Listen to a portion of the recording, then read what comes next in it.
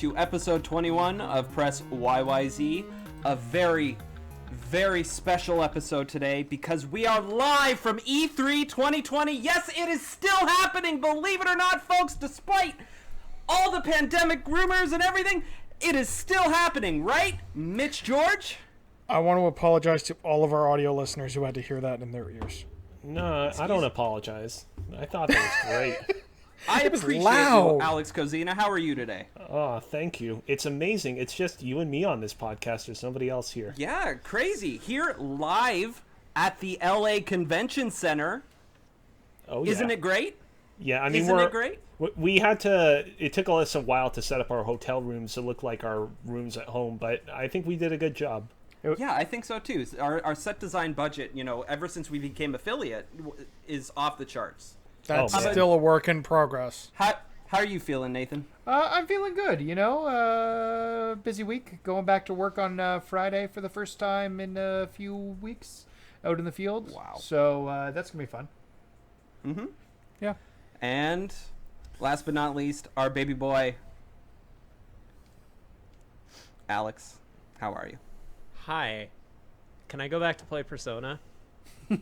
Sure. Maybe. I feel like it's all going to talk about tonight. It is. Just wait till we get to 5x5. Regardless, welcome to Press YYZ, episode 21, as I said earlier. We are live currently on twitch.tv/PressYYZ, where you can go follow us and watch the show live every Wednesday at 8 p.m. Ish. We're a little bit behind today. That's okay. I am your host, AJ Fraser. Yeah, I've already introduced everybody. I'm all out of whack because E3 is happening. There's so many E3-like news stories that we are going to talk about today. But You first, mean leaks? Yeah, sure. Yeah, we can call it leaks if we want. First, I want to know what you guys have been playing anyway. What'd you guys play on the plane ride over here? How about that? I didn't play anything, but I have been reading a whole bunch. And I've been reading, I just grabbed my pile over here, a whole bunch of graphic novels. So I went out earlier this week, late last week, and picked up the Joker 80th Anniversary Super Spectacular. Oh, that looks and so good. At that point, I fell down a rabbit hole. I picked up Justice League Power Rangers. Ooh. Of course. Which is really, really good. That's really I read on through brand. all of Superman Red Sun. Wonderful story about a what-if scenario if Superman had landed in the Soviet Union as opposed to America. Just a real uplifting, positive story. It has an interesting ending. I recommend anyone who's interested, even remotely, in storytelling or the implications of a literal Superman in what was the Cold War. It's definitely an interesting read. And then lastly, I picked up a copy of The Dark Knight Returns. The masterpiece, the seminal work of Frank Miller on Batman, basically gave us the modern day Batman we know and only love when it's not Ben Affleck. Before he stopped taking his crazy pills. Oh, Frank Miller. Yeah. So yeah, that's been my week in terms of reading. I went out to support Greg Miller and Gary Whitta, friends of the show, who wrote one of the stories in that Joker 80th Anniversary collection, and I couldn't stop myself from buying a bunch more. There were some sales on Indigo, Canadian book retailer, so I had to. I couldn't stop myself. I'm so bad, but it's so good. Speaking of good stories, I've been playing The Last of Us in prep for The Last of Us 2. Little indie game. Yeah, I don't know if you guys have. What's the plot of that one? I'm not sure I'm familiar. I don't know anymore. It's based on reality right now, right? I want to know. Pretty much. It's almost. So better. I want to know, how spoilt were you to this game's story before you played it? Did you go into it being like, yeah, I basically know everything, or were you actually? Yeah, go ahead. I originally played it on the PS3, and I like remembered a lot of the details, but I didn't remember where everything occurred.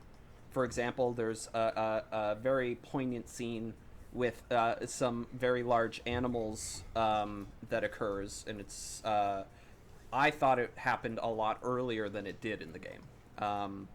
One thing I will say, specifically with the remastered version. I know, Cozy, you played Left Behind recently, like in the last 6 months or something like that, right? Yeah, it was weird for me because the first time I played The Last of Us, I played the remastered version on the PlayStation 4 a year after its initial release on the PlayStation 3. And then literally last month, Gamer's YouTube channel, R84, needed footage recorded of The Last of Us on PlayStation 3 and Left Behind on PlayStation 3. And so I offered to do it for the channel's editor. And so I replayed through both games on the PlayStation 3, which I feel is not what most people do. Most people played it on PlayStation 3 and then played it on PlayStation 4 after. But yeah, yes, I did play through those recently. So funny story about The Last of Us. It's actually the game that killed my PS3. Oh, so I actually couldn't finish the game on the PS3 because it yellow lighted my system. I kept trying. I'd get maybe a half hour or hour into that game, and then it would just die on me. So I didn't actually finish it until the PS4 remaster. One thing I will say about Left Behind and the remastered version of The Last of Us specifically. So, if you don't know, Left Behind is both a side story of what happened before, and it also takes place in the middle of the game. Without going too crazy into spoilers, there's an event where a character gets badly injured, and then that's where Left Behind kind of picks up. But then it also deals in flashbacks with, weeks before the main game actually starts. And so one thing I wish they did is gave you the option to just shove the Left Behind right in there, right into the story where it happens, because what I ended up doing is I played right up to that point where the event happens right before Left Behind, and then played Left Behind all the way through, and then continued to finish the story. Yeah, it would have been nice if it was a little bit more seamless. Yeah. Yeah. I wanted to ask you, because you're the person, since you've played it the most recently, and The Last of Us was kind of like renowned for its story being like, in a lot of ways, the first of its kind to have a story sort of that impactful. Like, obviously there have been stories before that were, but like The Last of Us was kind of on this like new echelon.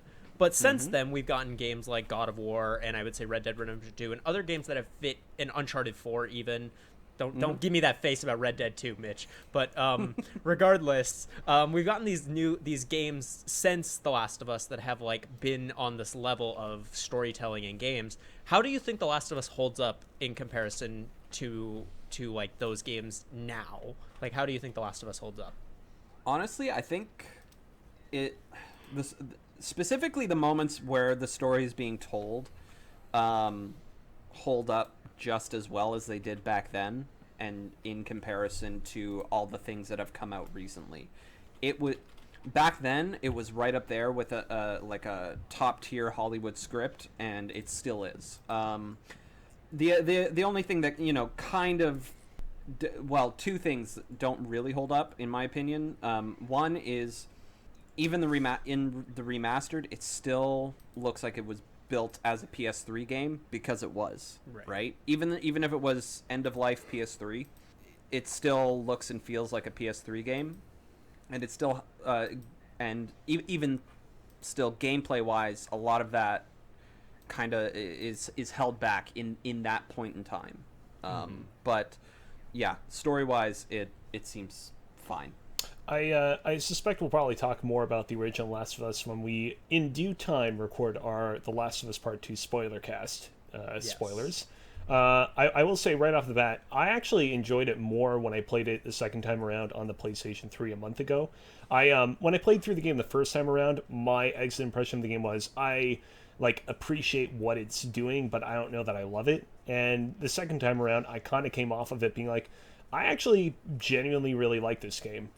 It's not quite in my top 25 games of all time, but I definitely do enjoy it more than I enjoyed it after I first played it. One thing I will say though, it does suffer from, and this is a very Uncharted problem, where it kind of repeats a certain puzzle or sort of sequence over and over and over, like the Ellie what is it, wood pallet puzzle, for example. Yeah, And the swimming sequences for sure overstay their welcome.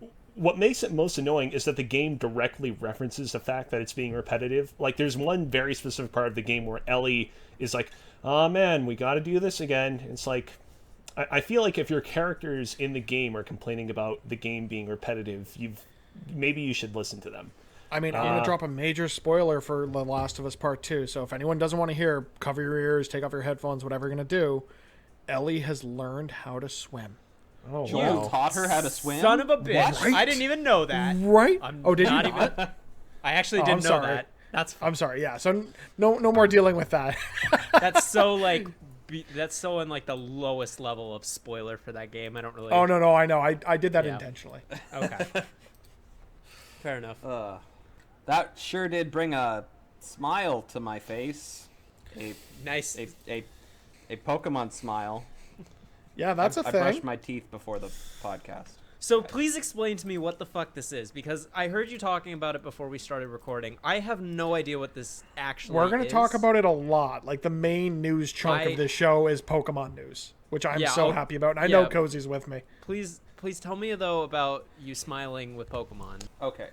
So here's what I did. I downloaded the app and I, opened it up and started playing around with it. And it's basically kind of an AR like experience where there's plaque on your teeth, and it's watching the AR camera is watching you brush your teeth and telling you you're doing a good job getting rid of the plaque. And then as it's doing this, it's taking pictures of you as you're brushing your teeth, and it's not meant for adults, obviously. Okay, yeah. It was a little out of sync with my Quip toothbrush that I have that is 2 minutes specifically. I only brush my teeth once before the podcast. I'm not a crazy person. And the game does limit you to 6 toothbrushes per day. You cannot use the app more than 6 times. It is time locked. So you can't just go in there and you buy brush your more teeth 6 toothbrush? times in a row. No. It's a health app developed so that kids develop better brushing habits. Essentially, it's not meant for us. The fact that we'll talk about it in a bit. It's trivial. It's that sounds cute, dumb. but there's not. Yeah, it's dumb, but it's meant for kids. It's not. We're not the audience for this app. That's fair. Yeah. That's fair, I guess. But I did get to have a Squirtle on my head, Which is And everyone's dream. that So it was was a worth the pretty- download. Pretty you're good saying. time. We'll get back to Smile in a bit. Let's Okay. not talk about it now. Please. Because I want to give my literal, this is the first time in history that one of our news stories will have notes written by me as opposed to pulling from somebody else. I went announcement by announcement. You will get my direct impressions. It's a lot of fun. Can't wait. But speaking of things that have made me smile, I've been the only thing worthwhile that I've been doing this week is I've been playing Persona 5 Royal. I love that game so much. It is so here's the thing is I have finished the game, but Congratulations. there is a problem. thing. There is a problem with that. You said are- the entire time you were playing this game, you were on track for this platinum. There's going to I be no was. issue getting this platinum. I'm at 87% of the way through to the platinum. There are 3 trophies that I need that are tied to the 3rd semester of the game, which the 3rd semester is the new content that they've added to the game. You can only unlock the 3rd semester if you reach a certain confidant level with 3 characters. I didn't reach that confidant level with one of those characters, and so I got the normal ending to Persona 5. Oh. How dare you. When I got and the thing is, I've been doing it where I've been like, okay, I'm doing 1 save slot, so it's like I'm not gonna regret any of my decisions. It's just going to go keep going forward. I didn't know about that, so I'm doing a second playthrough of the game now. The New Game Plus is actually really good because everything carries over except for your level, but all of your personas, all of your equipment, all of your money, everything carries over. And so I'm going to speed run through the game till November when you can get the 3rd semester, and I'm going to play that content. And the reason I'm doing that is because I love Persona 5. Persona 5 is now one of my favorite games of all time. It is a story.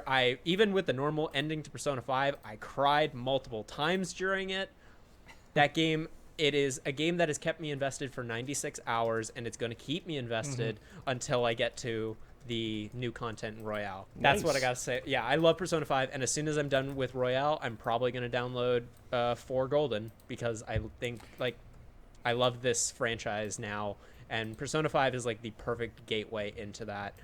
It's every single thing about the game is just, there's so much that keeps me wanting to come back, keeps me thinking about it, and I can't wait to continue experiencing this world with the new content that they've added. I wish I got to do it in my first playthrough, but that was my bad. So does this inspire you to play any of the previous Persona games? Have you played them before, or no? So I am gonna play 4 when I finish 5, because it did just get released on Steam. I don't know how to play any of the other ones. I have Vita. I don't know if I'm going to. I think 4 will probably be enough for me. And I am now gonna, like, I now have on my radar when Persona 5 Scramble comes out, which is like the Dynasty Warrior meets Persona game. When that comes out, I'm probably gonna play that, just because I'm so invested in this world. If I could make some recommendations on the Persona front. Once you play Persona 4, there's a Persona 4 fighting game, I don't know if you're aware, called Persona 4 Arena Ultimax. No, I'm not. It is a canon story after Persona 4. Okay. That's actually really good. And Persona 4 Dancing All Night is also canon story after that game is finished. Okay. Yeah, because I knew about the dancing games, and I was thinking about, there's 1, 4, 5 as well. And I was thinking about potentially picking that up, but I'm not sure how invested I'm going to be in that specifically, but I still think I might. If you get a chance, Persona 3 follows the same template. It's kind of like where they restarted the franchise almost. It was a new beginning, but it's a very similar style. What system is it on? There's a PS2 for the original Persona 3, then there's Persona 3 FES or FES, which was the upgraded version with the answer with the answer expansion to it. But then the version to play is on the PSP, which you can also play on the Vita. So I might be able to emulate it then, if it's on the PSP. Yeah. And that's Persona you. 3 Portable, and that one allows you to choose a male or female protagonist, and does some extra stuff. I don't think it has the answer extra stuff on it, though. No, I don't believe so. I want to chime in quickly and say I played, so they ported Persona 3 FES to the PlayStation 3. I played that version after I beat Persona 4 Golden, and it was painfully apparent that, how to phrase this, like, a lot of the kind of quality of life improvements that they made in Persona 4 Golden were not apparent in Persona 3 FES. And I think that, as Nathan said, Persona 3 Portable is the way to go, because they definitely featured some of those same quality of life improvements in that game. That's the way I played it. Yeah. Okay. Yeah, I definitely am going to look into that. I mean, as soon as I finish this second playthrough of Persona 5 Royal, which right now I started it today as of recording, and I'm already almost at the end of Komoshida's Palace. Okay. I've been skipping through all the dialogue, all the cutscenes, because I'm just trying to speed run it up to the point where I can get the new content. And so I really think that I should be able to get through this relatively quickly. But then as soon as I'm done with that, I think I will take a break from super long JRPGs, because I did Final Fantasy VII Remake, and then I did Fire Emblem Three Houses, and then into Persona 5 Royal. And so I need a break. I need some smaller experiences for a little while. So That's fair. there's a chance too that Persona 3, either Fez or Portable, hopefully Portable, gets ported to Steam too with this Persona. Like by the time that you get done Persona 4 Golden. Yeah. I see that as a possibility. I don't know why they just port Golden and that's it. So on the subject of super long role-playing games, I recently platinumed my what's the name of that old whale that's white and that old seaman is constantly hunting? Right. I finally conquered my white whale, which was the Final Fantasy 13 platinum. It's not the hardest platinum that I've ever earned in my years trophy hunting, but it is definitely among the longest platinums I've ever had to earn. Man, there is an insane grind at the end of this game. I still stand by an underrated title. I think its battle system is better than most give it credit, but I would not recommend that you go in platinuming this game unless you have a lot of disposable time on your hands. Cozy, can I ask you a question yeah. about it? Yes. Have you played Final Fantasy 13 2? After I beat Final Fantasy 13 for the first time, I started up Final Fantasy 13 2. I played about 10 minutes, and I just kind of got bored. I think, in retrospect, at the time, I was too Final Fantasy 13'd out, and so I think that with enough time, I'll probably be able to go back to 13 2 and enjoy it, but I don't know with certainty. All right, I think it's better than 13 considerably. So I was just curious for your feedback on it, but it sounds like you still need to go back and play it at some point then. Yeah, I don't know when I'm going to go back and play it because it sounds to me like it's another monster of an RPG, but we'll see. You want to talk about a monster of an RPG? I got one for you, and that's the Isle of Armor DLC that dropped in Pokemon Sword and Shield today. Did you say, though, you finished the story content for it? That doesn't sound that big to me. The game itself is big.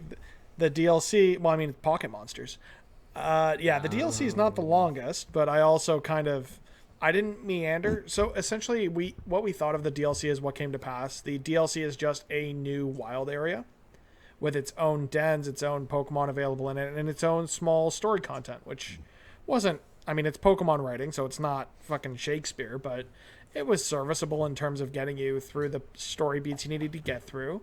There's like 3 quest lines you have to complete the main story of the DLC, and then you get this new legendary Pokemon, which is cool. And something that also, as far as I know, wasn't announced is when you get past a certain point in the DLC, Pokemon will follow you in the overworld on the Isle of Armor, like they did in Pokemon Heart Gold and Soul Silver, and I really appreciate that coming back. But yeah, I mean, it's more Pokemon. I love Pokemon. I'm happy to play more Pokemon. Give me more Pokemon. So my son, and we're going to talk about some more Pokemon.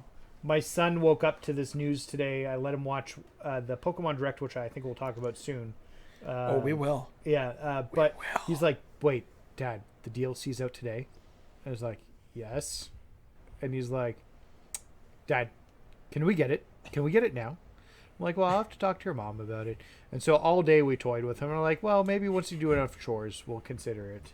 So all day he's been running around the house, cleaning things for us, vacuuming, doing whatever he could. And so we finally let him download the Pokemon DLC. Oh, good night, Parker. So I want to know, what version of Urshifu did you get? I went with the Rapid Strike style, which I think is what it's called, the water fighting type. Because I felt like that was a little more unique in terms of competitive Pokemon. There's, as far as I know, there's only one other water fighting type, and that's Keldeo. Whereas we do have a few, I think it's still just a handful, but we do have a few other fighting dark types. So I just wanted to go with something a little different. But I mean, I don't know if I would have paid full price for this, to be honest. I used my gold coin, so I think I got it for like $20, but I think in Canada it's almost $40 for these 2 DLCs. $38.99. So you're essentially paying $40 for about 6 hours of content, which isn't unreasonable given the other quality of life things that it brings and more content to do, post-story content. There's a lot to explore. You get the November content too for that price. Like that's exactly included. Yeah. That's why I said about 6 hours. So it's about 3 hours of content in this one. I'm expecting, at least in terms of story, there to be about the same amount of content in the second piece of DLC. That's something I never considered. There's 2 versions of the game. Yeah. Which means you have to buy 2 versions of the DLC. We have both Sword and Shield, so I made my son pick. I was like, we're not getting both. And really, I played on Sword. He played Shield mostly, so I don't think he's really dabbled in Sword, so it was an easy choice. But for people who've been playing both games to try and get all the Pokemon, it's a tough decision. I don't know why they just didn't do one piece of DLC that would work for both. That would have been very... Because they like money. People have been buying the wrong one, too, apparently. And Nintendo's not been good about refunds for that. I mean, you don't need both versions of the game. I helped Cozy finish his National Dex the other day. Thank you. Just trade with friends. On the subject of Nintendo Switch games, I do want to briefly state that I recently got back into Mario Kart 8. Mario Kart 8 was easily one of, if not probably my favorite game on the Wii U. And I held off for a really long time on getting the Nintendo Switch version because I had already 100% the Wii U version. And then eventually some other friends of mine decided to host a game night where we were playing this game, and so I figured, well, there's no excuse now, and what a great game. Like, I don't really have much else to say than what a just incredibly well-polished, delightful experience of an experience. Go get it if you haven't gotten it yet. And that's about it. And one last, in addition to that, I also want to mention that I watched a movie over the weekend called House Shark. I'm not going to be displaying any images of it on screen while I talk about it because I don't know if they're PG or not. I will say, though, that it is a very enjoyable time and that you should... Was that the movie that you were posting about on Twitter? Yes, I had a very long Twitter thread on it. I saw all of those and I was very intrigued by it. Yes, that's a very good way of describing it. Really quick, Nathan, you've got Animal Crossing and a frowny face on this document, and we need to talk about that. Are you guys breaking up? Are you in Animal Crossing? So finally, ways? I'm like at a point now where I've put 500 hours plus into Animal Crossing. Fuck. Damn. Okay. And I'm starting to run out of things to do. Oh no. It's really becoming a chore in the morning just to go hit rocks and shake trees, and the money means nothing because I have $30 million in the bank now from my turnip collecting, and it's just grown. I only had 22 million, and I haven't done anything to pick fruit, and I still somehow have 8 million now, or added 8 million to it. The economy is really messed up in it. But I'm not getting the same feeling now. Maybe that'll change when July hits, that I can catch new bugs and stuff again and new fish, but I can see myself going back to this monthly, and I'm still going to be checking in daily on it, but it's much less time. And I'm also 40 DIYs away from all of the non-seasonal recipes. Wow. So, like, I'm falling out of love with the game, which I guess maybe after 500 hours is okay. Like, I got my time out of it. Yeah. Yeah, I think you got your money. I think you got your money's worth out of that. Yeah, I think I did all right. I'll still keep playing it for a bit, and maybe a new seasonal event will catch up. But wedding season, not the right seasonal event for me. So, but Totally fair. I haven't played as much video games this week because I spent a week researching like crazy about building a new PC. We didn't really get a chance to talk about that last week. So I have computer parts on the way from Memory Express out west. They are coming. They are really great for if you're a Canadian looking to build a computer. I found they had the best prices, and they do price matching online. So if you can find, if you can find like a better price, you can just at the checkout say, "Oh, I want to price match this," and they have the option for each item, and then you just put a link to the website where it's cheaper, and they'll verify it. So this computer that you're building isn't going to be like top of the line specs or anything like that. I noticed you have like a Ryzen 5, and you're getting an AMD graphics card. Yeah, so I think it's changed to an NVIDIA because of availability. Okay. But yeah, it's not a powerhouse PC. I'm not looking I'm not a PC gamer. That's not what my focus is. I don't have 4K monitors. So really, I think what I want is I need something that can run podcasts, because I don't know if you guys notice when we're filming the podcast, I don't look at the camera because my computer sucks so bad that if I have other things open while we're filming it, it just causes a lot of problems. So I actually have all my stuff open on my work surface beside me. So that I can see what's going on. So I just want something that'll function well when we're doing this, and I can actually use the computer the way I should be using it. And I thought maybe I'd pick up Game Pass for the PC because I don't have Game Pass. I've never played an Xbox game before ever. So I thought maybe the $6 a month is maybe worth the investment. The hard part with that is Game Pass specifically. You will be downloading things to that computer, and you will need to run them on that computer. But a lot of the titles, if they can run on a Xbox One, you can probably run them at decent enough quality. And he more than likely can play the only game that matters on Game Pass, which is the Master Chief Collection. So true. You can finally join those conversations. Like, it's still got a decent graphics card. It's an R5 processor. Like, I think it'll be powerful enough for me to run the games on like 1080p, no problems. And that's all I'm looking for. The motherboard I got, I realized that it didn't have Wi-Fi. I didn't realize that motherboards don't have Wi-Fi baked into all of them automatically. So I had to message them, the Message Memory Express. I sent them an email, and they called me back, and we just switched which motherboard I was getting so that I could get one with Wi-Fi and Bluetooth built in. I'm looking forward to getting the pieces next week on Thursday. And if there's interest in the, I might try to stream me building it, so you can see somebody who's never built a PC build a PC. Yeah, we probably host that here, I would expect. Yeah. Just to wrap this up, another game I've been playing. I sunk way too much time into it this week before the Pokemon DLC, and that's one we talked about last week as being on sale, and that's Slay the Spire. What is that? So for those who don't know, this is a roguelite dungeon crawler card game, is the best way I can describe it. Essentially, you start a run with a specific character who has a specific set of cards. After certain encounters after certain encounters through the dungeon, you get to unlock more cards to add to your deck, or you go to the merchant, you buy more cards. It's procedurally generated, changes every run through. I didn't know I would get addicted to this game as much as I have, because I love card games. I was in MC Fixer's Twitch chat for the PC game. Oh no, the Guerrilla Collective, which we also aren't really going to talk about much today, but there was a lot of card games announced there, and everyone I saw, I'm like, yep, I gotta have that, I gotta have that, I gotta have that. We all know I love the Battle Network series. I love the Pokemon trading card game, video game on the Game Boy Color. Did you ever get into Gwent? I started The Witcher 3 this week. I played a game of I played a game of Gwent. It's going to take up way too much of my time. It's going to kill me. But we'll see how that goes. I'm going to play that. That's going to be a slow burn for me, The Witcher 3. Especially with The Last of Us dropping this week. It did also come to iOS, Slay the Spire, that is. But I got it on Switch on sale because I love me some Switch games. There's a few quests when you get to them in The Witcher 3 that I'm going to be really excited to hear what your thoughts are. Specifically, one with a baby. Okay. I've literally gotten to the first mission in the game. I've not gotten very far at all. Okay, that'll be a little while. Well, and with that, I think it's about time we head over and see what's in the news. Ready, set, go. News drop. First up, you guys did a reaction to the PlayStation 5 reveal. We did. Stream.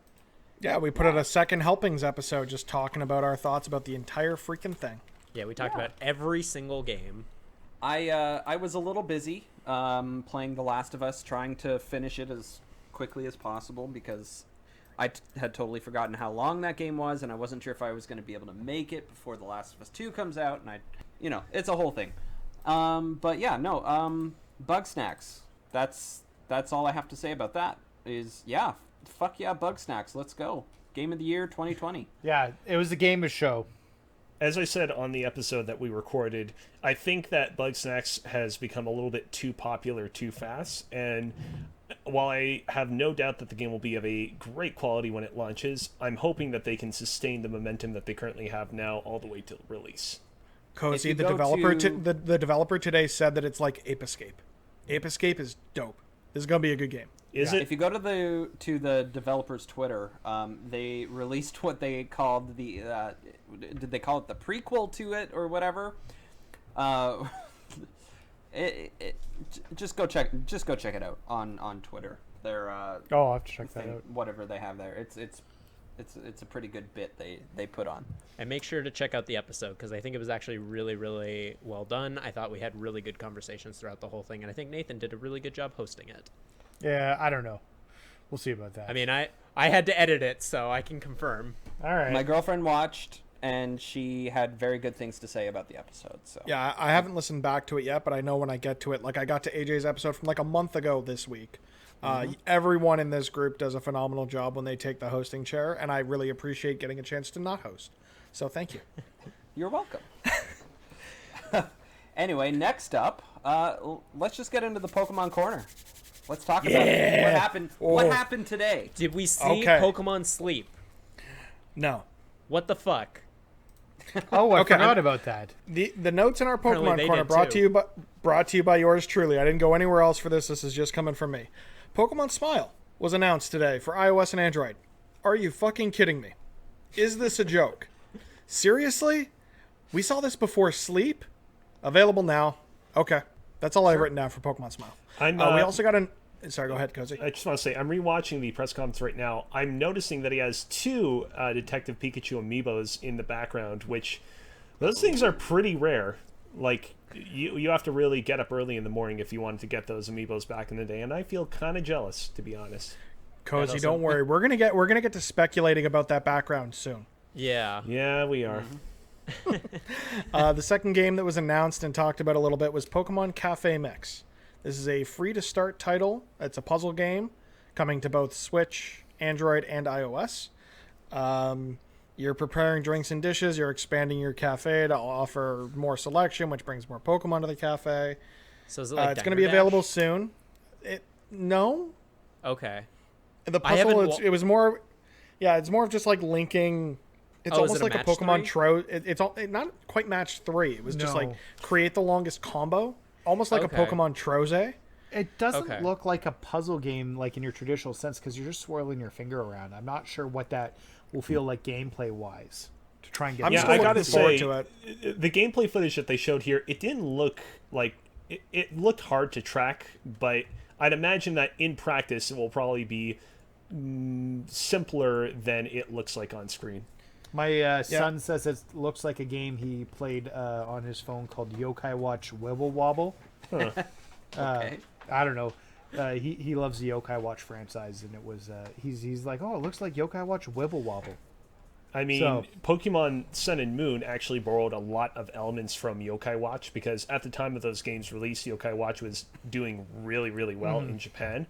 So I don't put it past it that this game might actually be inspired by that Yokai Watch game. It's potential, I guess. Yeah. Yeah, and I mean, like I said, it's a free to start title, but it's also going to be available soon. It's available for preload now on all 3 devices, or on all 3 stores: the Switch, the iOS store, and the Google Play Store. And if I remember correctly, that's why I went to grab my Switch, because it actually had a date in there for when it was going to be available. According to the Switch, it's available June 23rd, so we're not going to have to wait that long to give it a shot. So I'm expecting it to come up again next week, which we'll get to talking about in a bit. So the next thing, and this is my honest reaction to what I saw, this looks awesome. Holy shit, Pokemon Snap? And that's exactly what we got, baby. We're getting a new Pokemon Snap.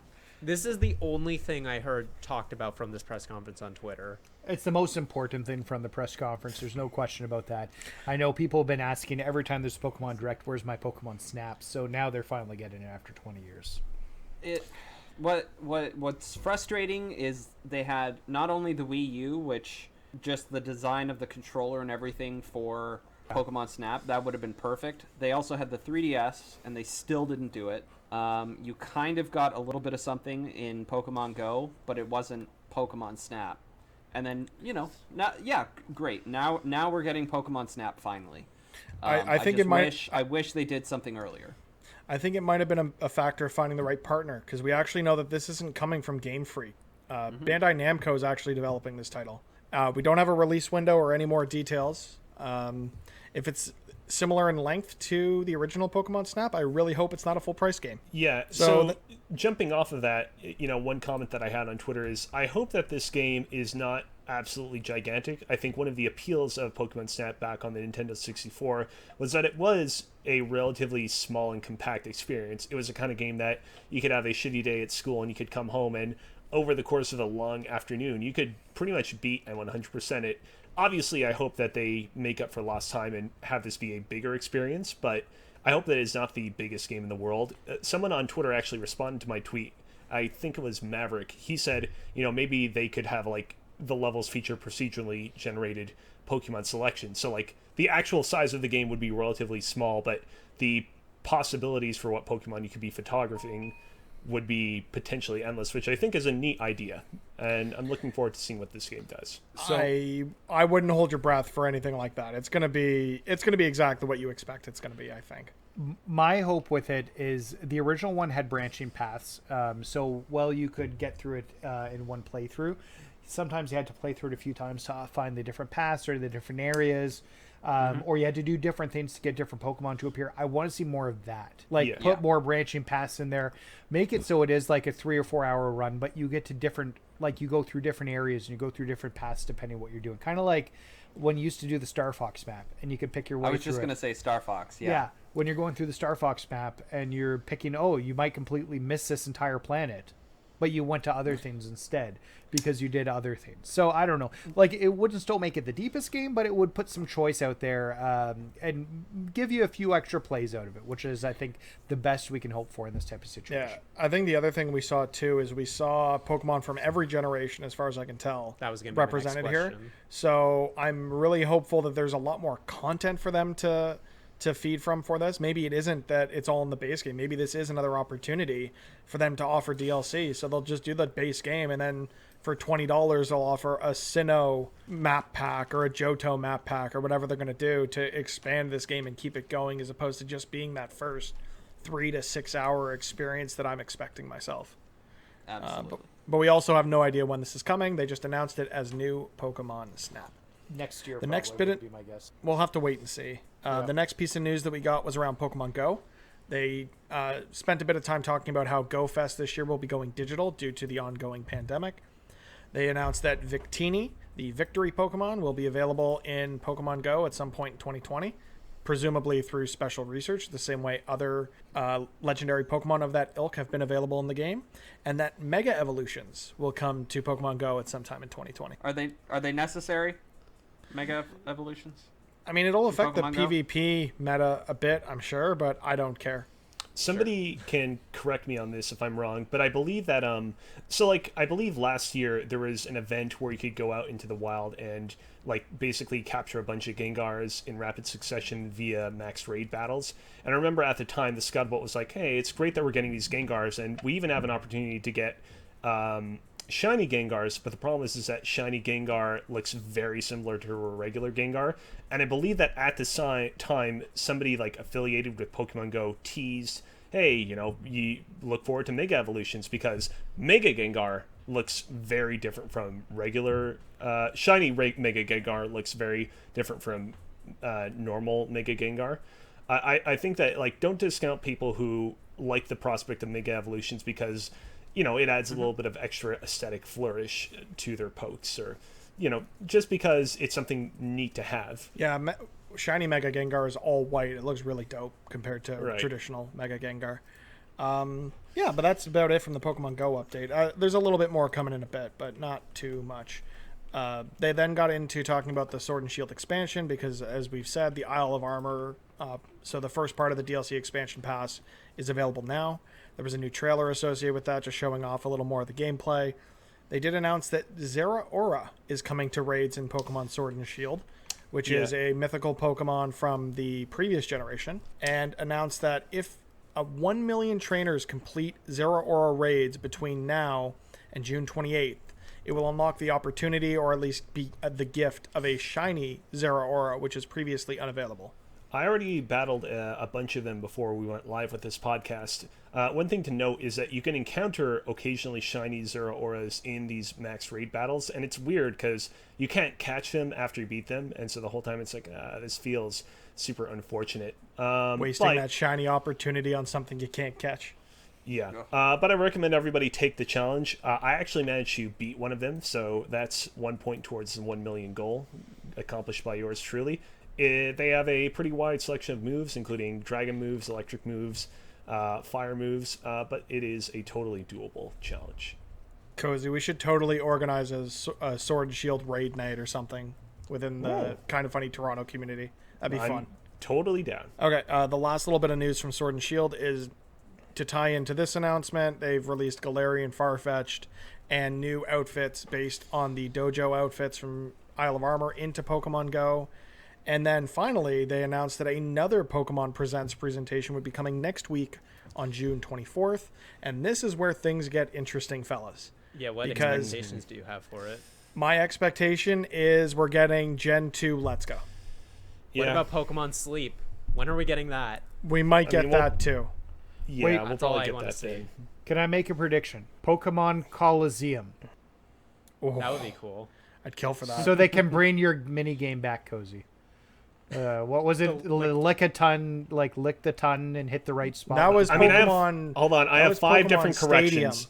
Hold on. Okay, number 1, there's no real point to have a Pokemon Stadium or Pokemon Coliseum game anymore, considering that the Pokemon games are effectively on Nintendo's home consoles. 2, Pokemon Coliseum, which is the game you specifically mentioned, did not have any mini games in it. the whole trade-off there was, in this case, there's not going to be any mini games or anything like that, but we will give you a single-player campaign. Oh, Shame Pokemon on Stadium. you, Nathan. I'm still like for the idea of Pokemon Stadium, but you should have said, hey, wouldn't you like to see a continuation of the story of Wes and all the other characters in that game? Cozy, what if we see the Pokemon Stadium minigames remastered in Pokemon Snap? I mean, that'd be cool. Neat. So anyone else have any wild speculation about this next presentation? For me, I say Johto, because if you look back at the presentation, there are a lot of Johto stuffed animals on that guy's desk, including an Eevee, Umbreon, and Espeon sitting in front of the Pokemon Let's Go Switch box. So they like to drop these kind of teases in their videos, and that's what I'm expecting to see, to be honest. I'm pretty ambivalent towards it. I do want to speculate, though. What do you think the starter Pokemon could be in these Gold and Silver remakes, if this indeed is what's happening? I think it's an Eevee. You really think it will be do that again? A Togepi. I think it will be an Eevee that you can choose to evolve into either Umbreon or Espeon based on the version that you bought. Oh, Togepi and Eevee. Togepi. That's what I said. No, Togepi. just Eevee, Yeah. and it'll be Let's Go Umbreon, Let's Go Espeon. Oh. I could see Togepi. Yeah. Togepi is kind of the iconic Pokemon from that generation, though. Yeah. Yeah. He was in the cartoon. I just realized how disappointed I will be when I don't get to choose a Totodile. But you'll be able to catch Totodile at some point if they follow the Let's Go but model it's not from the same, 'cause it's not Pikachu like and Eevee. That it's not like the one Totodile. It's like the one starter feels special, right? Especially in the Let's Go games. Especially there. So Yeah, imagine that little Totodile being all animated and stuff, hanging out on your shoulder and running around or whatever he does. I think Let's Go makes sense for this year, though, because we already know that the second piece of DLC isn't going to drop until later this year. They're not going to want to release a mainline console game while they're still releasing DLC for the previous generation. So I think we're going to see a year off between either what it will be this gen and next gen, or this gen and a proper remake of Gen 4. That's my guess. enough. Now I know what it's like when I talk about Halo incessantly. Pokemon's so good. All right, I'm we done. should keep moving here because we're almost at an hour. Yeah. Let's keep going. What's number 3 on the list here? Yes. AT&T reportedly looking to sell Warner Brothers Interactive We're Entertainment. never going to see that Batman game, are we? It's we'll see. If someone buys WB, they're going to buy it with the context that they're allowed to release this game because it's in the works. It's going to happen.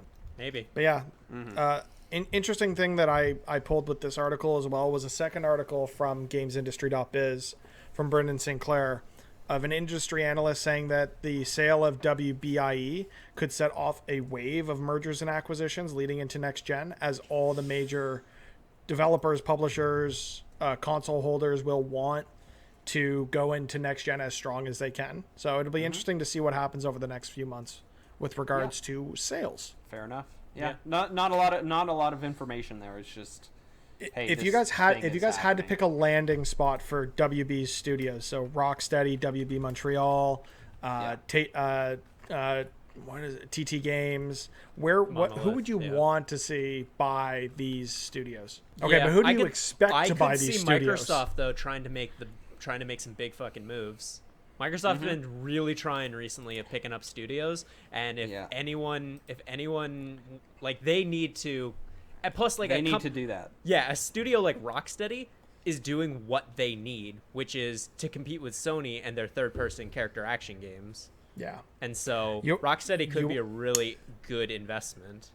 Okay, I have a left field suggestion here. How about THQ Nordic? We're all complaining about, oh man, when's this Batman game going to appear? We like to make fun of THQ Nordic a lot, but one thing that they've done over the past couple of years is to be like, hey, did you like Kingdom of Zombler? Guess what? It's coming back. They're really good at taking these things that have been lost in the snow for a real long time and bringing them back. So I feel like if anyone can usher Batman into existence, it's THQ Nordic. Yeah. Before we move... They can have a whole list of like 500 games that they haven't released yet. Do you want to hear my out of left field prediction for a merger or acquisition that could happen that would change the face of the industry forever? Microsoft acquires Valve. No. Valve has too much money. Why? But so does Microsoft. Valve No. has Steam. They print money That's because then Valve, that's the 'cause of thing, Steam, right? though, won't get it. Valve is No, not for but- sale. Valve is a private company. There's no way that they could get purchased. But what if Microsoft replaced the Windows Store, the Xbox Game Store with Steam? What if Isn't your there a console was history there? backwards compatible to Steam?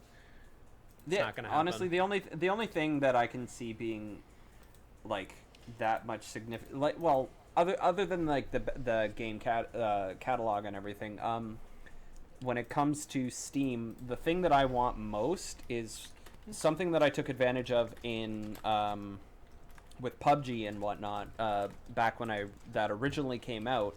The marketplace where you got an in-game item unlocked and you could put it up on the marketplace and sell it for real money that you could then turn into other games. That's something that I think like it gets complicated when they have to send you a tax form after like $200 that you make or whatever, but at the same time it's like that's the sort I think that sort of thing needs to happen. I could still see it. Microsoft still needs a VR headset going into next gen. They get it with Oculus, or they get it with the Valve Index. I So, just don't I think don't you know, I think- understand how much money Valve makes from Steam.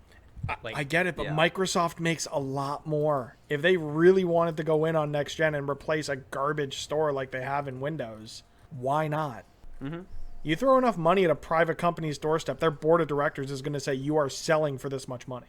It could sell for more than Star Wars, but there's no price on anything. Like, everyone has a price. Fair enough. Fair Oh, enough. Ted DiBiase. Fair enough. And then Cozy, Yes. I hear you want to say a little thing before we move on about the good old Kingdom Hearts. Oh God, Yeah. is it coming back? I'm going to keep this very short and sweet. It will be no longer than the length of the trailer. Yeah, there's a Kingdom Hearts rhythm game called Melody of Memories that's coming out very soon. Its trophies are going to be great. It will probably have a deliver release some date? sweet dulcet tunes. Everybody that cares about this series should get it. That's it. Do we have a release date on it, Cozy? No, it just says 2020 for the time being. In fact, the only trailer that has been made available for it, I believe... Oh, no, wait, actually... the one that I'm currently watching is in English. So, yeah, I mean, it was always confirmed for North America, but, yeah, much is TBD on this game. Yeah, coming to PS4, Xbox One, and Switch. So Kingdom Hearts for the Switch. You guys wanted it, now you got it. It's like Hell yeah. Persona 5 Did we Scramble. want it though? A lot of people want Kingdom Hearts on the Switch. Yeah, I hear that. The Switch is kind of perfect for Kingdom Hearts, let's be real. The Switch is kind of perfect for most games. Yeah. Except it's not powerful enough to run most Yeah, games. that's true. Not with that attitude, Nathan. It's not. Anyway, moving on. The idea of the Switch is perfect for most games. Yeah, that's true. That's Very all that true. matters. This week we have nothing in the dock for read/watch all the things. I'm gonna take that as Mitch already covered it in what he was doing with all his comic book stuff. I can Pretty say much. I can say one thing. By the time that Go this ahead. episode comes out, EA Play will have aired. We don't know what happens to it because we're recording this on the Wednesday, the one day before it. Good point. Excited to see what they do. Maybe we'll get a Mass Effect trilogy remaster. I hope so. You better. Either way, Star Wars Squadron will probably look cool. Yeah, that trailer was okay. I thought it looked Star Wars. I thought like the trailer, though it is pre-rendered, I thought it did look cool. It looked fine. Fair enough. Yeah, fair enough. Unless anybody else has anything to add there, it's time to rain some deals upon you. So, Mitch. oh, okay. Oh, Alan. I added one as we were recording, and it actually for it. it actually does kind of tie into what I was just talking about, because EA Mm-hmm. has made a really interesting move. They put a whole lot of their games on Steam for the first time ever. They put Star Wars Battlefront, Star Wars Battlefront 2, Dragon Age Inquisition, Mass Effect These are Andromeda. the new games. Yes. Yeah. Yeah, Yeah. like The new Battlefront games. Yeah, the not ones that old came out in ones. 2015 and 2017. They added Yeah. all the battlefields, like 3, 4, a Hardline, and 5, as Mm-hmm. well as like Andromeda, Need for Speed Heat. Like they've added a whole lot of games to Steam. Plus, they're all on sale right now until July 9th. I looked Wow. up. Yeah, like just it seems like EA is kind of given up on Origin, and they're starting to go back to Steam, which is really nice. Thank God. Yes, thank God, indeed. But you still need to have Origin installed to play these games. Oh, fuck off. Yeah, it's like a Uplay Dummy, situation. dummy A is dumb. Yeah. EA's gonna EA. Mitch, what else you got for us? I know we talked last week about the bundle on itch.io for racial injustice. That did really well. And now Humble has sort of followed their lead and released a Humble bundle called the Fight for Racial Justice bundle, including games like Baba Is You, Hyper Light Drifter, Jackbox 4, Kerbal Space Program, Football Manager 2020, NBA 2K20, Bioshock, and a number of others, as well as a bunch of digital books. I think you have to pay something like 40. It's when I looked at it, it was Canadian. Yeah, it was $43 last I looked. So it does change, but honestly, for the games you're getting, it's worth it, and it's going to a good cause. So I don't know how long it's on for. I think it's on for about another week from recording, so not very long from when we release the show. So if you're interested, go grab it. As well, one of the really enticing things about this, besides the fact that it does go to a really good cause, is they are all Steam keys, which is huge. Yes. Yeah, that's kind of a big deal. Mm-hmm. So if you can do it, even if you have some of the games, honestly, just do it anyway because it's for a really good cause. I also forgot to mention the best game in the bundle, which is Spelunky. Yeah, I guess if you have some of the games already, you can just give that key to somebody else. That is also true. You can do that very easily, and so that's perfect. There's no reason not to get it. Yeah, the gift that keeps on giving. Absolutely. And right. With that, I think it's time we moved on to our topic of the show. We are going to play 5x5 best video game narratives in honor of The Last of Us 2, which is probably going to find a way onto this list somehow in the future. Do we want to explain the format for people that are new to the show? You go ahead and do that because you know it best. Right as do you say that because I win or because I host a lot? Because you host a lot. And I was going to say both, but whatever. I'm getting competitive now, boys. 5x5 is a game where we'll go round by round. Each non-host of game, which is everyone but AJ, will give a reason why the game that they're suggesting deserves to be somewhere on the list, and then AJ, at his discretion, chooses where they go. Then we get into round 2, and in round 2, you get to fight for one of your games to be higher on the list than another, and then AJ decides what he's going to do. And in round 3, AJ throws us curveballs, and somebody loses. Probably Alex. Probably. I did win last time, though. That's true. I think. I don't remember. Yeah, you won. Probably, yeah. Fair I enough. lost very Probably. poorly. It's okay. Anyway, so what I haven't done this week is looked up a list of other narrative games that I could add onto my own list. Because I just kind of want all your surprises.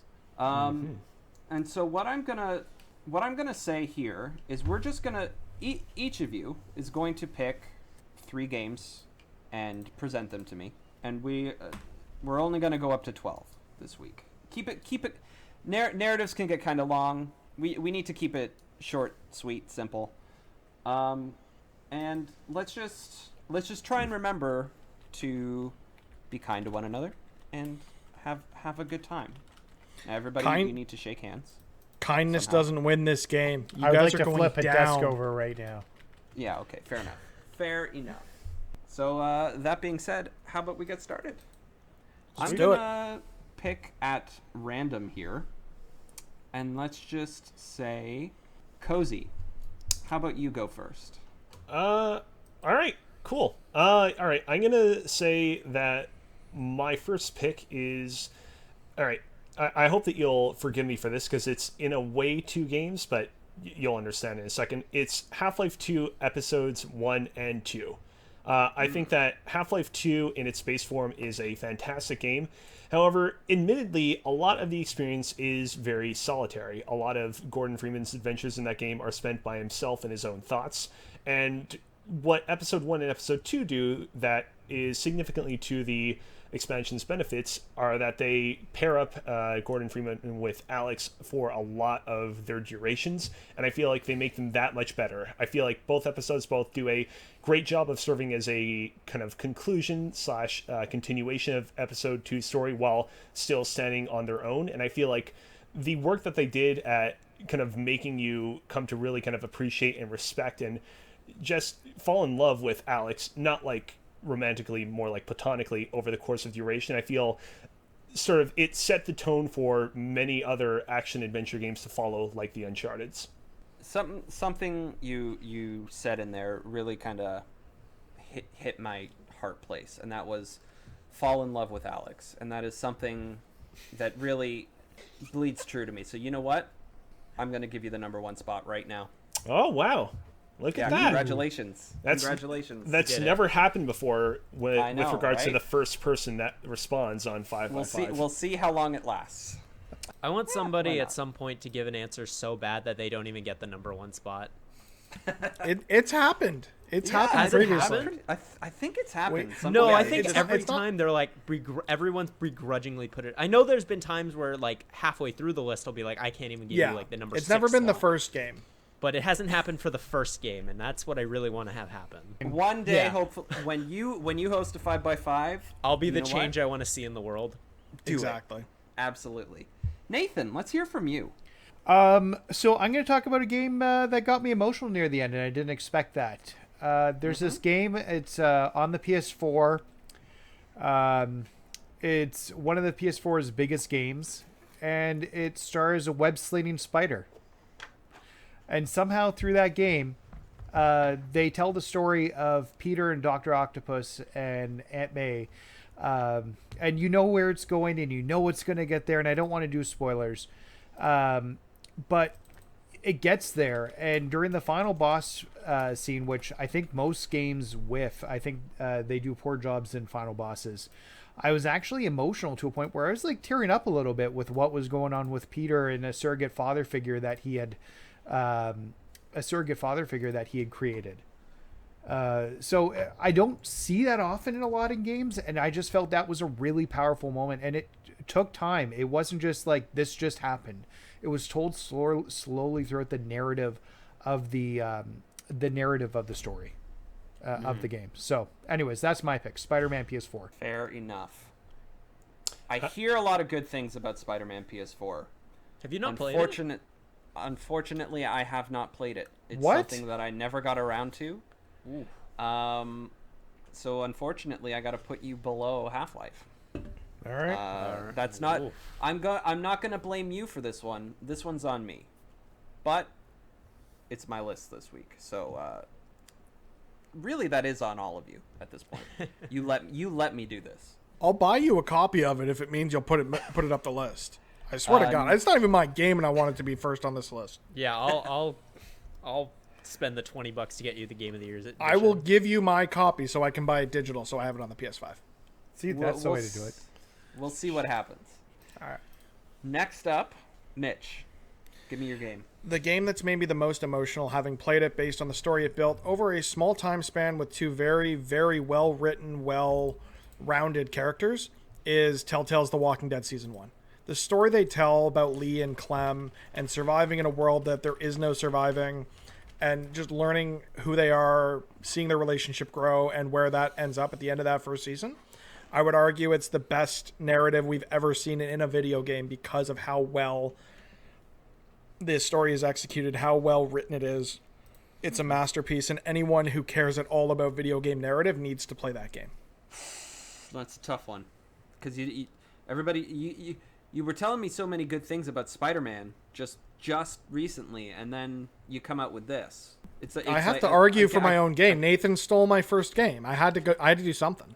Here's the thing. I played the Walking Dead Season 1, and I enjoyed myself. But the problem is I got the bad glitch in it where the last episode just did not remember any of my things. This is not about... We are not judging the game. We're judging the story, the narrative. Yeah, but here's functionally the thing. game is garbage. That ruined the narrative for me because it was no longer my canonical story. Huh. And I I didn't know that was played a through... thing. I played through the whole game a second time. I already know where this is going, and it's bullshit. And it didn't fix it. You know you're wrong doing this. So it's going at number 3. Fucking bullshit. Wow. Just staying in order of the list. That's crazy how this happens. That being said, Alex, I'm ready. you won last week, so I you're did. going last I'm this riding. week. Oh, okay. There was a method to the madness. Method to this madness. Just with that one. Oh, fair enough. Fair enough. All right. Well, I'm going to choose a game that I think does a franchise well in coming full circle, I'm choosing BioShock Infinite. I think BioShock Infinite is a phenomenal game that tells a really big picture story that makes it so that you can understand what's happening, because there's a lot of really complex ideas that's happening with like the whole like constants and variables and the what it means, like a man, a city. I can't remember what the other thing was for it because I'm panicking, but I think BioShock Infinite is fantastic. I think Elizabeth is such a great character, and I think what it does over Half-Life 1 and Episode 1 and Episode 2 is Booker DeWitt is a character as well. He has a past. He has a very complex past. He has a relationship with Elizabeth. He's not just a silent dude who doesn't have a personality, but everyone around him makes it sound like he has a personality. So I think this game, as well as the way it ties into the original game with the Burial at Sea DLCs, I think is phenomenal. It makes BioShock 1 and 2 better because of those DLCs. I think BioShock Infinite is a phenomenal story in a game. A man, a city, and a lighthouse. Yes, I believe that was what it was. Yeah. Can I also say the constants and variables I want to get tattooed on myself because I love that quote so much. Fair enough. I do absolutely love that game, BioShock Infinite.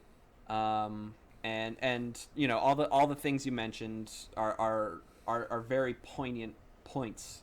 So I think I'm gonna have to give it the number 3 spot. Ooh. Yeah, it's going in the number 3 spot. Okay. Thank you for helping me out there, Mitch. This is a tough I list. don't agree with any of this. Yeah. I'm constantly, honestly thinking pretty hard about this. All right, so we're gonna go back to the top. Cozy, give me your second game. Ooh, back at me already, huh? Well, Yeah. let's think about this. Let's talk about a little game called Gone Home. So, I was debating in my head internally how much I want to say about this game, because admittedly certain things about Gone Home don't hit as hard if you don't know about it, and I think I'm going to say that way. I'm not going to go into super spoilery territory, but I think that Gone Home is a great demonstration on how you can use environmental storytelling and a touch of voiceovers to tell a really compelling story about a seemingly normal cast of characters without having to resort to guns and violence that is intrinsic to the BioShocks. And what really always struck me about Gone Home is that the secrets that you learn about the main female character at the center of that game are, of course, really riveting and touching. However, there is also a really interesting story concerning the father in that game as well, and even a bit about the mother as well, that you have to search a little bit more for because it's not as much at the forefront of the experience. But the fact that every single character in that game gets as much love as the daughter, I think is really magnificent, and I think that Gone Home is a fantastic narrative experience in the medium. The purpose of Gone Home in general is the narrative experience. Like, that is pretty well literally the entirety of the game. And it sets you up, and every single person I've spoken to thinks it's the ending, that last moment right at the end is going to go one direction. Yep. But it goes a completely different direction, and nobody I've spoken to is ever expecting it. I think I'm going to put this one at number 1. Gone Home was on my list, and Cozy hit the points right, especially with the story with the father and the mother. You got to dig for it. Yeah. But yeah. when I played that game the first time, Greg Miller recommended it. I played it on PC like a dork would, and I enjoyed it like immensely. So, yeah. I feel like at this rate, I probably am going to have to host the next episode of 5x5 because I don't want to beat everyone too hard. We'll see what happens. We'll see what happens. Yeah. Who would have known? All I had to do was just strike out Nude Punch-Out from the list of games I was going to bring up tonight, and I would have been on a winning streak. Wow. Who'd have thunk it? It'd be a funny right. reoccurring bit if you just started with Nude Punch-Out every single episode. Well, don't jinx it now. 5x5 best nude He Punch-Out still has reference. 2 more games, or 1 more game. Yeah, it could still happen. It's could true. still happen. It's true. And all that matters is how he pitches it. Speaking of pitching it, pitch it to me, Mitch. Or not Mitch, Nathan. The The M confused me there. That's fair. It's all good. Yeah. So I thought about this one hard because Gone Home was on my list, so I'm going to go to my next one. When we talk narrative games, I think we think a lot about emotions and heart feels and what you feel inside. But narratives can also lead to something else. I want to bring up a series, a licensed series that was never able to produce a good game up until they produced 2 really good games in a row, and it's based off a television show. South Park, we're going to go with South Park, The Stick of Truth, though. And this is a game that when they made it, reviewers and people who played it were like, this feels like a proper season of South Park. Not just like an episode of South Park. Like they put together a full proper 10 or 12 episode season of the series. And it managed to keep that narrative going throughout the game to a compelling point. It's funny. It's like I said, it's not the heart feels, but it'll make you laugh like crazy. And it establishes that narrative and it never lets off. And it even ends on a high note. So my recommendation is The Stick of Truth should be on this list. I think it nails the look and feel of South Park. It feels like you're playing a big episode or the bigger, longer, and uncut movie. And the part with the underpants gnomes when you explore some bedrooms, that part is pretty amazing. I really appreciated what they did with it. I think it's going to have to go at number 2. Number 2 is a good spot for that. All right, Mitch, give me your next game. I can already tell where this is going, so I'm fucking going out of left field here, boys. It's Ooh, coming off the rails, and it's going to a story that changed the way we look at a long-standing franchise. It took a tried and true formula and applied true narrative, like it revolutionized the way that this game approaches story, and I would argue the series has not yet been able to get back to that same point of the peak of beautiful narrative design with incredible themes and an approach that makes you feel for both the protagonist and antagonist. And that's Pokemon Black and White. So in Pokemon Black and White, you've got the Pokemon formula, you know, get your starter, get your 8 badges, beat the Pokemon League. But you've got a story of N, who is this boy, orphan boy raised amongst Pokemon, raised to be the savior of Pokemon, the liberator of Pokemon. His mentor, Getsus, I believe was the name. Yes. Raised him with the sole purpose of using him to actually circumvent everyone, basically get everyone else to abandon their Pokemon and have N be the only one to ever control Pokemon again and thus rule the world. That was Team Plasma's real objective, but we didn't know that. And throughout the course of the game, you think they're just, you know, they're fighting for nature. They're fighting for things to be the natural order and not to be intervening. And it really tied in well with some of the things we see in the world today around global warming and us, you know, wasting the resources of the planet. And it was really surprising to get something as deep and as rich as this story from a Pokemon game. And I would, like I said, that Pokemon has never been as good as it was in Pokemon Black and White from a story perspective. And that's why this narrative deserves to be real high on this list. Oh boy.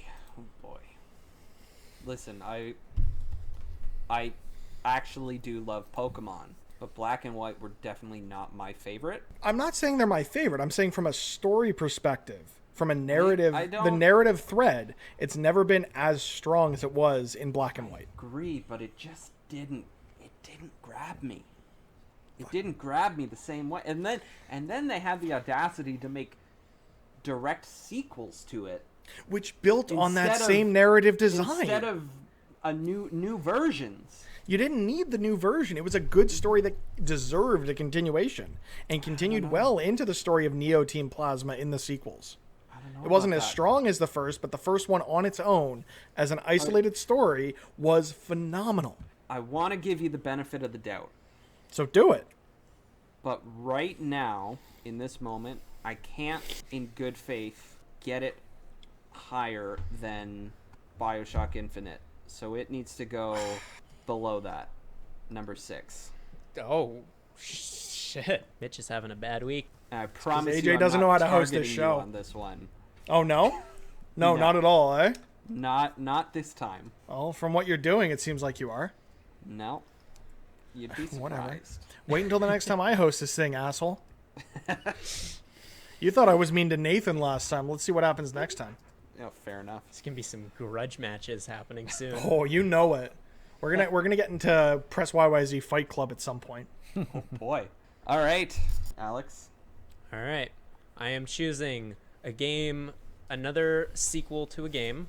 I think it does phenomenal things with its storytelling, both environmental and also just like the direct story that you're on.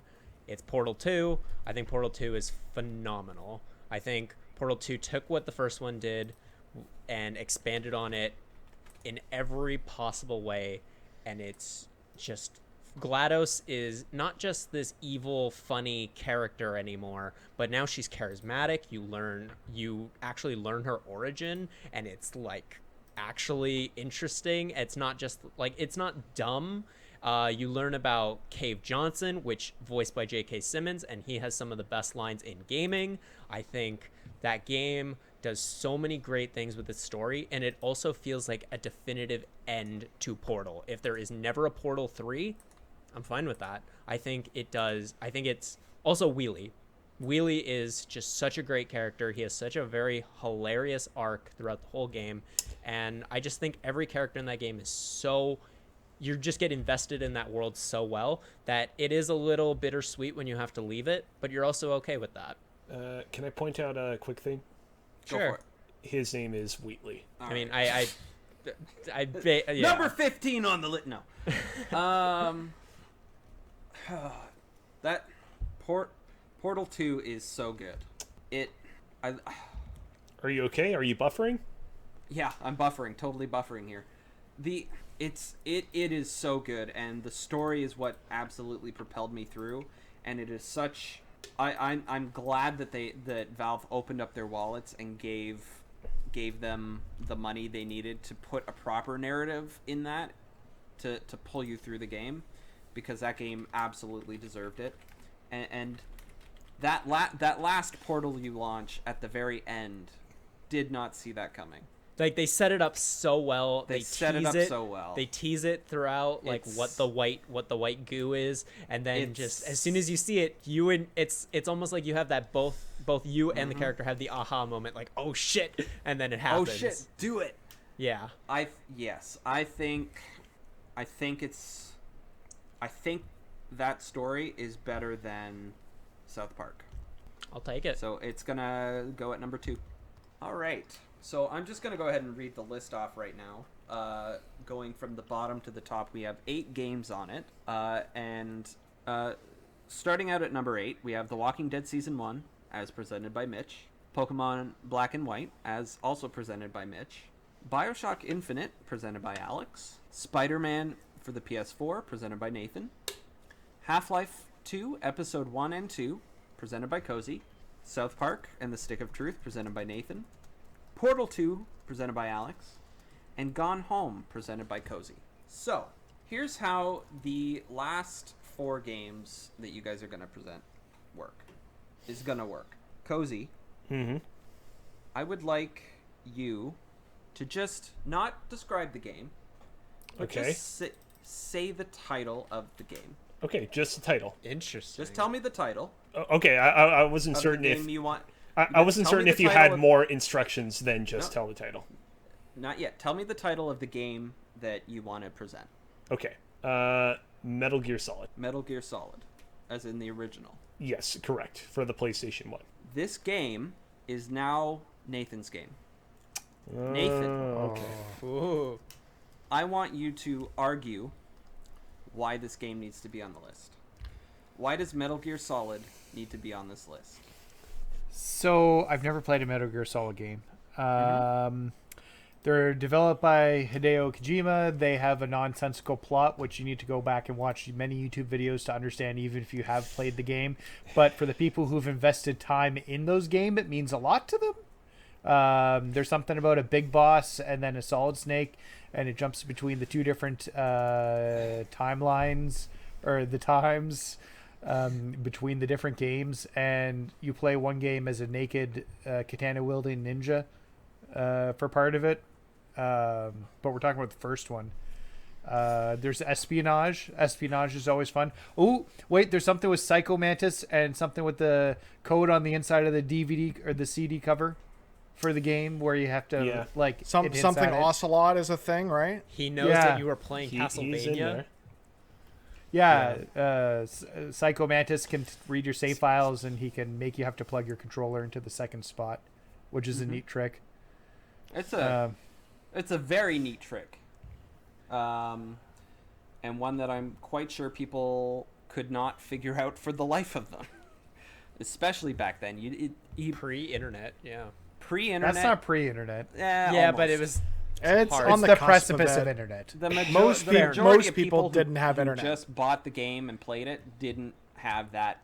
You weren't the even access to the alive then, internet that Alex. That's true. See, we were still buying like guides at that point. We were not in the internet age yet.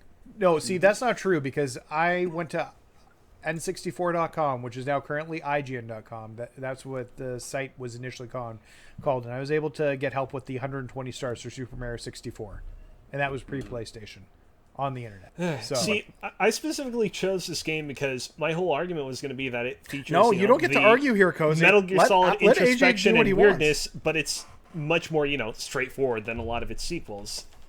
Mm-hmm.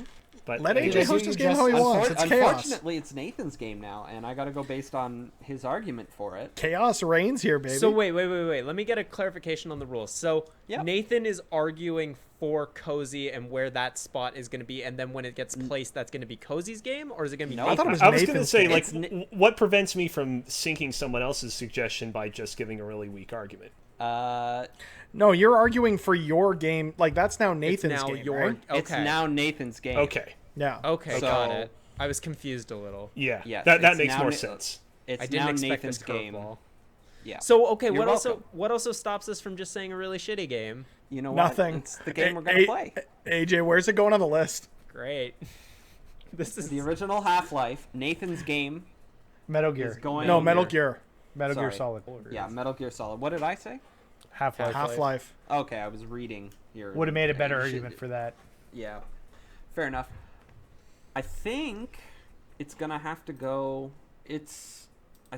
Yeah. You know what? It's going to go at number 5 above Spider-Man. Are you high? Yeah, at number 5. with that argument. Yeah. It was a very compelling argument. I give myself credit Yeah. for that. No, you did great. For having not played it, you did great. Yeah, you did talk about a lot of the quirks of Metal Gear, Which has nothing to do with the narrative. We're talking about narrative. but they're narrative quirks. That's kind of the Yeah. whole point of Metal Gear. So Nathan, what game were you gonna present? Do I play this game or not? Go with your heart. That's what I'm doing. WWE Raw 13. Does that have a story? See, I feel like this would have worked better if you had asked everyone to say their game beforehand before you announced a twist. That's true. Next time you let me host, then we'll do it that way. Maybe. It's a learning process. For the record, I love this idea, but Yeah, fair enough. It needed a better execution. I get it. Mitch, tell me about the narrative of wrestling. How good is the wrestling narrative in 2013? Wrestling as an art form, as a narrative, wrestling as a narrative art form has been a staple of everyone's televisions for decades and has translated relatively well into games. WWE 13 is no exception. It featured many modes that had stories. And it had CM Punk on the cover, and he was cool, and then did MMA things. It was still being developed by Ukes, and Ukes made good wrestling games for a while until 2K ruined it. And this was before 2K ruined everything and made WWE 20 or 2K20. And the interesting thing you had with WWE 13 is it really harkened back to some of the prime of WWE content, which was the Attitude Era. It had an entire mode dedicated to Attitude Era where you'd get to play through the storylines of wrestlers as iconic as Stone Cold Steve Austin, The Rock, D-Generation X, The Undertaker, Mick Foley, Kane, and Bret Hart. It it really did something interesting in a medium for narrative that isn't very original for the most part. And it took some risks with its story modes, and they seem to have paid off. I think with that curveball that you were thrown and the fumble on my part with, I said I was going to wing it, and I'm winging it. So, Going to number 1. No. Do it, you coward. It's definitely not going to number 1, that's for sure. I think it's at least worth 2 points, your argument. Nice. Wow. So it's at least going above Metal Gear Solid. Believe my shock. Oh my god. This is purely based on his argument. Put it above Half-Life, you coward. I think it's going to go just below Half-Life. Fuck. At number All right, 5. whatever. I'll take it. We're going to wrap it up now. This list is over. Fucking WWE 13. What the hell? Okay, Mitch, give Alex something good to talk about. I was legitimately going to argue for this, and you're going to hate me. The game is Kingdom Hearts. Go. Oh, fuck. No, Kingdom Hearts sucks as a very nonsensical story. I'm not arguing for this. Just give say me the put it at the bottom. bottom. Give me the bottom of the list. Kingdom Hearts sucks. It has a nonsensical story, and it continuously has a nonsensical story, and it fucking sucks. I hate it. I wish that this franchise didn't exist. Honestly, I really want to give you points for it, but... Bottom of the list, I don't care. Kingdom Hearts Yeah. sucks. Okay. Number 11 it goes. Who's getting my game? It's Cozy, right? It'd be Cozy. Will No. now argue. Oh, yes. Yeah. Yes. Okay. Cozy will now argue for your game. All right. I'm going to give you a game that you actually no, you're winning. Halo 2. Halo 2. Specifically That's Halo a good 2. game. What the fuck? It is a good game, but I know he hasn't played it. I mean, I haven't played it, but you don't know that I haven't, basically delved Researched into the story crap in out the of it. past. Yeah. I hope so. Honestly, I mean, He does. I want it on the list, honestly. I want to hear Cozy's argument for it. All right, well, I'll keep this short and sweet. Halo 2 continued the story of heroism of Master Chief that first began in Halo 1. In Halo 2, the Covenant are approaching Earth. Everything is on the line, and and Master Chief proves that he's willing to go all the way to keep his home planet safe. By the home planet of the human race, that is. And yeah, although it ends on a cliffhanger, which many found to be incredibly disappointing and frustrating, ultimately it served as great setup for Halo 3. And so I think that, in the history of all narratives across all mediums, it's really hard to do a midquel. I feel like a lot of people will say the midquel is where things kind of, things sort of slow down and things are generally not as exciting. But I feel like with Halo 2, they managed to really kind of keep the momentum in a good place and really entertain players throughout. Also, the Arbiter levels in the middle of the game were pretty neat. And it was cool to view the conflict of the game from the enemy's perspective. Not bad, but doesn't really do it justice, at least in my humble opinion. You think that didn't do a story justice? What the fuck was Kingdom Hearts about? That's the thing. No one knows because Kingdom Hearts fucking I sucks. know, and I would have argued well for it, and it would have placed well above any of your games. It would on have the gotten list. number 13 on this list overall. I call it now. I don't think AJ cares for Kingdom Hearts at all. Do you?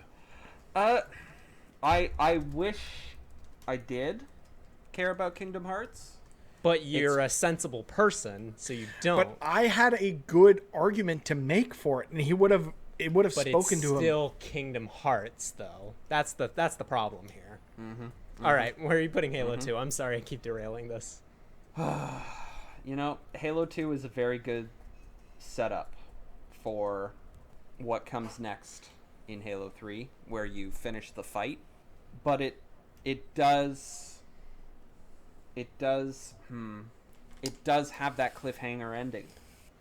I'm not sure if you knew about that, Cozy. I he said- explicitly he talked explicitly about mentioned it and it. how, while it upset many people, it set the stage for Halo 3. But you weren't arguing for Halo 3. But that cliffhanger ending. Okay, I'm just gonna say, in Cozy's favor, though, you didn't give him Alex, the I didn't get to stipulation say with anything Half-Life about 2 Episode 2. I didn't get to say anything about Kingdom Hearts. So, you know what? You can stop. Just And stop. I also did not get to make a good argument for WWE 13. Because you didn't have one because it's a bad game. Okay. I think it's going to... I personally like the Halo narrative better than Half-Life. But it's about the argument. Whatever. Yeah, and I think he held his own for that argument. Well, frig, it wasn't about the argument before when you were talking about black and white. That was a good argument. You're a terrible person. Continue your stupid game. It was something. This is some salt. Why did I let you host this? I don't know why you did this to yourself. Yeah, remember, we All came right. to this conclusion, not him. Yeah. Don't forget that part. I was being nice, and then this is what I get. You said you liked me hosting the previous episode I hosted, so it's your fault. Yes, I complimented you, goddammit. This being said, in terms of point score right now, we currently have Cozy in an astounding lead with 7 points, I believe. Dang, son. And Yeah, we've wow. got Nathan in second place with 4, Alex in third place with 3 points, and Mitch in last place with 2 points. So, with that said, let's go into the next round. Mitch, remind me of the rules of this round 2. Each player will get a chance to argue why one of their games is better than another game on the list. The person who they're arguing against gets a chance to rebut that, and then you get to choose what happens, whether they swap places or it pushes everything down the list or whatever. I don't care. Do we want to do the curveball? I think at this point we should do your curveball. I don't know what it is. Well, my but I wanna do curveball it. had to do with what I was going to do for round 2, and you're not going to like it. I don't care. We're probably not. None of us are probably going to win except for Cozy, so I just want to have fun. You know, It's up to Okay. AJ, You of course. want my curveball for round 2? Yeah, at least give us the suggestion. All Tell right. us what it is. At least. yeah, tell us what it is. What we're going to do is argue why somebody else's game deserves to be higher than one of your own games on the list. I like it. Honestly, And then you get to, think and then that you goes steal well. that game. You steal that game, and they move. I like it. think that goes well with the curveball that I threw. Yeah, I figured. I think it fits good with that. So, you know what? Let's do that. Okay. So So if I'm going to argue for somebody else's game, they have to argue why my game deserves to be in that spot. yes. Okay. Oh, interesting. Okay. Yes. Okay. Ooh. Oh, okay. Go ahead. So I just pick someone else's game and then it can potentially swap, or like And it can potentially, swap to and mine. it'll become yours. Yeah. So I would choose Halo 2, and then it'll become mine. Yeah. All right, I'm choosing Halo 2. I think Halo 2, specifically the story of the Arbiter, is such an interesting story. It's Remember, about you have to argue this against your games. You're arguing it against Oh. Portal 2. It's the only thing Am I? higher than Halo 2 on the list. Yeah. So, but then... You have So to argue if- why if Halo it's- 2 is better than one of your games on the list. Oh. So you might not want to pick Halo 2. But then if it does... Well, if it's then better than my game, does that mean that Cozy gets my game? I don't know. AJ's hosting. I say we These rules do are we poorly defined. Yeah. I agree. these. I was just gonna crazy do it for mine, but now we can do it for everybody's. I don't care. Yeah. You know what? AJ, you decide what happens. I don't care. What we'll do is we will swap the names. Yeah, that's what I was thinking. I thought it was just Yeah. going to be a name swap. And then you're gonna move the games around as well, right? Well, in this Okay. instance, so let me just get this straight. So if Yes. I get the Halo 2, I'll get the Halo 2, and I still have Portal 2, or will Portal 2 No. go to Cozy? Cozy will get Portal 2. Oh, well, then that's not very compelling, is it? Exactly. So you have to be smart about it. There's kind of nothing. I will else let you pick a. I will let you pick a different game. I don't even know what I can do at this point. Pick a game that's further down the list. You think that it's better than Portal 2 or pass? Oh yeah, I get. But either way, the points stay the same. Not necessarily. I just want Halo 2 to be mine, so I'm gonna just keep. Oh yeah, true. Okay. The points Go will for it. stay the All same. right, then. Halo Maybe 2. that's dumb. Halo 2. The Yeah, Arbiter. The Arbiter is a cool dude. Well, actually, it's a story about redemption because he's a guy who basically finds out that his entire religion is a lie, which is a theme in games that we've almost never seen before. It's really, really interesting in that aspect. It also just further expands the Halo mythology. I think the Gravemind is such an interesting character as well. The fact that he speaks in poetry. I think for the most part, though, it's the Arbiter story that just makes it just such an interesting campaign, and I think it's the most interesting Halo story that we've ever gotten. The downfall of the Covenant is very fascinating, specifically that whole angle of this is a guy who finds out his entire religion is a lie. What do you do with that at that point? And then he tries to find a way to have a personal redemption, and that's completely signified at the beginning of the game when he gets the Mark of Shame, and that mark then goes on to become something he can be proud of. Cozy, can you defend Portal 2? So this is how it's working now? I mean, Defend Yes. it. I think that Portal 2 manages to tell a more compelling story while keeping ultimately the scope of its action and narrative contained to a much smaller area of the universe. And I think that, while the Arbiter and all the other characters that are explored throughout Halo 2's narrative are compelling and entertaining in their own right, I think that you would find many more people who connect way more with Wheatley, who I'm saying the correct name of right here, and Cave Johnson than the Arbiter and whatever the hell his name is. I absolutely love Halo 2, but I think Cozy defending against it. So what happens now? Does it stay the same? names or do I switch. just get The names are going to switch. so nothing? You still get happens? Halo. Literally nothing. But it happens. stays in the Points same don't spot. change, but That's the fine. names change. That's fine. What? This doesn't make. It's any, going to this- make sense. this It's going to doesn't make make sense any when sense. something moves. This is Okay. like when you put out a Mitch game seems in to understand- open alpha and everything is all bugged up. Yeah, it's a known shippable feature. Okay. Mitch seems to understand the rules better than He even I do does. because he kind of created these ones. So He did. Mitch, Yeah. now it's your turn. The only thing that gets me any points here is arguing that Kingdom Hearts, More like Kingdom Farts. Hearts has a better. Just wait, Alex. Kingdom Hearts has a better narrative than WWE 13. What? That's impossible. No? okay, I Well, was Kingdom wondering- Hearts wait. tells a story that is complete. It has redeeming Got it, characters. okay. It has flawed characters. It has plot progression. Whereas WWE 13 is a fucking wrestling game. Argument. Alex? Yeah, Alex. The Defend it. Alex, dive bomb this. Just say it's bad, or it's Well- better than Kingdom Hearts. I mean, well, first off, Kingdom Hearts is Kingdom Hearts, and Kingdom Hearts is barely a story because it's so non-fucking sensical. You have to explain to me what the fuck is going on in those games, and I have to play 3,000 days over 12 or whatever. No, I said Who gives a Kingdom shit? Hearts. I didn't say the whole series. It's one Yeah, game. but this that is one where game where holds the up. problem started, though. Kingdom Hearts was the initial problem. Kingdom Hearts is And the it was a plague. good game. Kingdom It Hearts had a is the reason why story. we're in this situation right now. This is the reason Kingdom Hearts is fundamentally a terrible game because it doesn't make any fucking sense, and the fandom is just this rabid fucking surge of gross fucking hemophiliac We're not talking about nerds fandom. We're that just, talking like, about why would you- narrative. yeah, but, like, Narrative.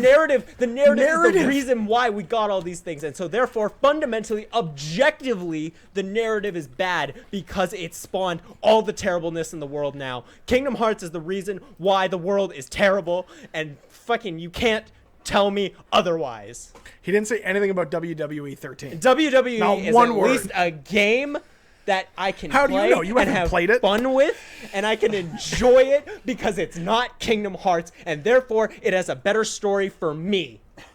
It makes the plot of my life better because I don't have to deal with Kingdom Hearts. If I feel so proud of myself. if I'm remembering the news stories around WWE 13, that was absolutely not the case. It was not a playable game. No, Probably 13's not. fine. 13's fine. 13's a good game. Okay. But it There's doesn't bad have a WWE narrative. games. 13's not one of them. okay. It doesn't. It's a wrestling game. Kingdom Hearts has a narrative. It tells a story. WWE doesn't tell a story. It rehashes old plot lines from the 90s. Honestly, I'm in favor of I'm in tears. Kingdom Hearts and WWE swapping. Fuck yeah. Boo! Boo! You're gonna ruin the King- list. Boo! Kingdom Hearts has more story, even if it's bad. Are we doing swapping or are we doing the push down the whole list thing? Swap them. Wait, no, is it okay. swapping or name swapping? This Why did is- the rules just change? This is the Calvin Our Ball names of also 5x5 also episodes. swapped. No, But by not pushing it down the list, the points only will the never names change. Changed, No. The names A- only changed because Cozy made a successful A- counter age- argument. No, I changed the names here too. Yeah, I know. I don't know. So what the happened points are never going to after change But wait, if we don't the push the whole list down. Sure. I think we should push the list down instead. That's dumb. Okay, do that. Okay. I'm on Whatever. Whatever. You put Kingdom Hearts on a list of best narrative games, so the real crime is on you. Yeah, fair enough. It was I'll worth I'll it. take it. I'll take it.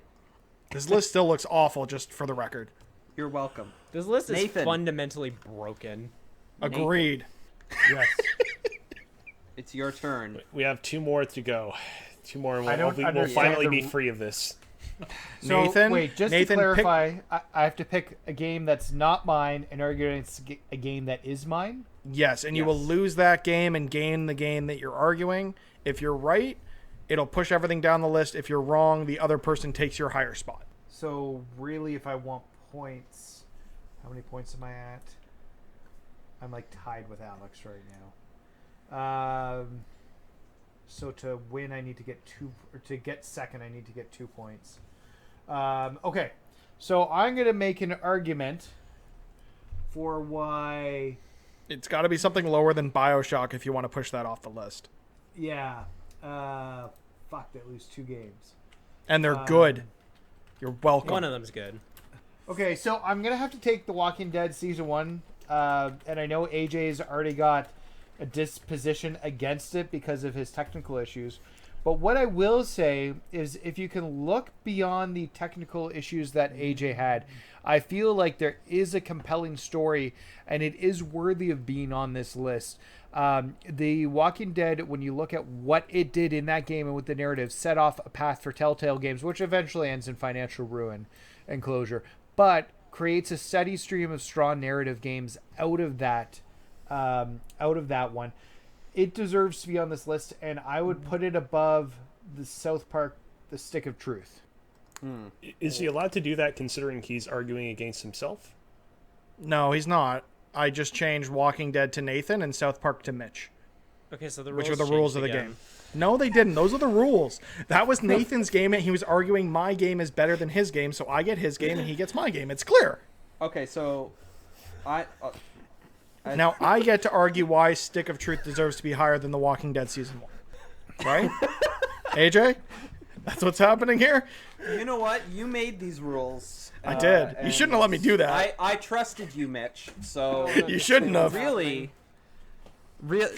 I trusted you, Mitch. So The narrative we're in just South gonna Park. have to take this fucking dumpster fire and ride it into the ocean.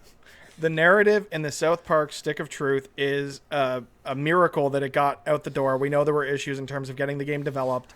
What Trey Parker and Matt Stone did with the story is phenomenal. It is a perfect rendition of what a South Park story could be in a video game. It's not. They're not rehashing.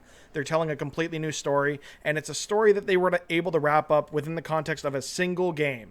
It took Telltale 5 years and the company going under and technical issues upon technical issues, whereas South Park came out, told its story, and got out, and it was perfect. This whole podcast is like that Always Sunny picture of Charlie sitting in front of the. That's how I feel right now. Pepe Salvia. Pepe Salvia. This is AJ. how I feel right now.